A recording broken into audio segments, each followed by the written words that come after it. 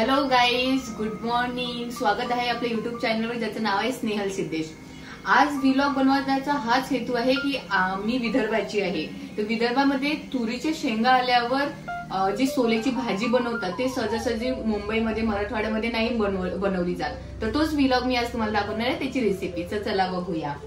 तर हे बघा, हे तुरीच्या शेंगा आम्ही बाजारातून आणल्या. खूप शोधल्या, नंतर हे भेटल्या. कारण की इकडे फारसं कोणी पीक काढत नाही. इकडे कांदे, ऊस, शेंगा हे पीक काढतात. तर हे जे तुरीचे आहे हे विदर्भामध्ये खूप जास्त प्रमाणात पिकवल्या जाते. तर आमच्याकडे तर जेव्हा हे पीक येते ना तेव्हा पूर्ण महिन्याभर याचीच भाजी खातात. कारण की याची भाजी खाऊन कोणीही विटत नाही. सकाळ संध्याकाळ दुपार हीच भाजी असते.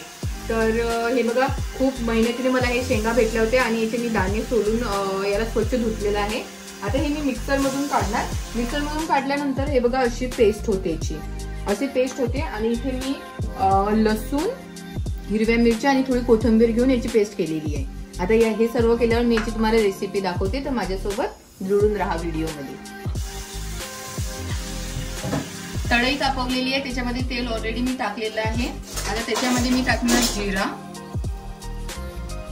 जिरा मी जास्त टाकते कारण की मला आवडतो. तुम्ही तुमच्या चवीनुसार टाकू शकता. जिरा झाल्यानंतर आपण त्याच्यामध्ये आपली जी ही पेस्ट होती हिरव्या मिरचीची ते टाकायची. कोणी कोणी लाल मिरची पण टाकते, तर तुम्ही टाकू शकता तुमच्या मर्जीप्रमाणे.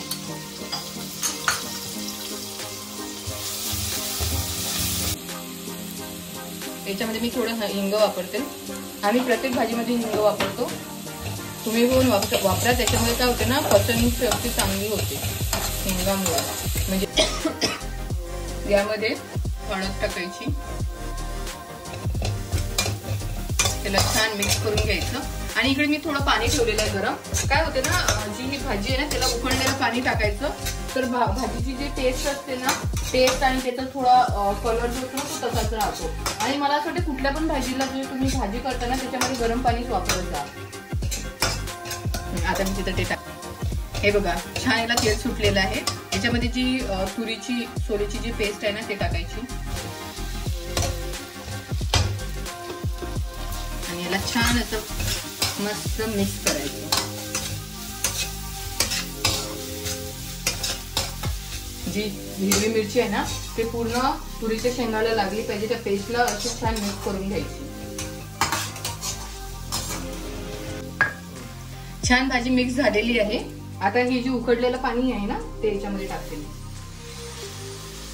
आणि हे पाणी तुमच्या अंदाजाप्रमाणे टाका. तुम्हाला केवढं पातळ पाहिजे ही भाजी, केवढी घट्ट पाहिजे, त्याच्यानुसार तुम्ही जे पाणी आहे ना ते घालू शकता. आणि आपण इंडियन आहे तर आपल्याला माहितच आहे की जे पेस्ट मधलं जे लागलेलं जे ते तुरीचं जे असतं ना, आता कुठली पण पेस्ट काढतात त्याचं, तर त्याच्यामध्ये थोडं पाणी घालून ते पण याच्यामध्ये टाकून द्यायचं. दिस इज इंडियन परंपरा.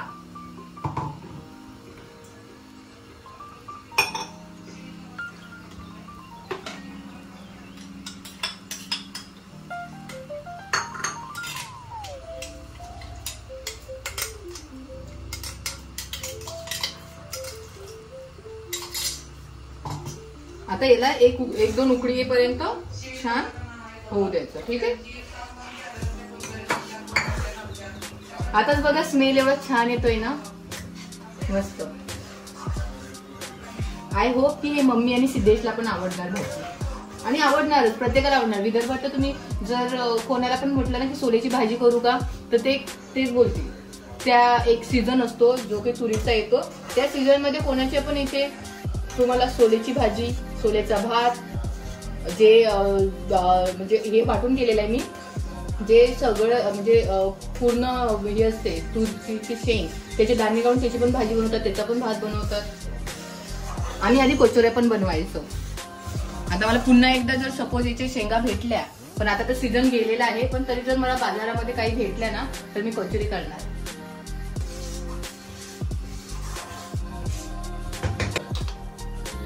चवीनुसार त्याच्यामध्ये मीठ घालायचं.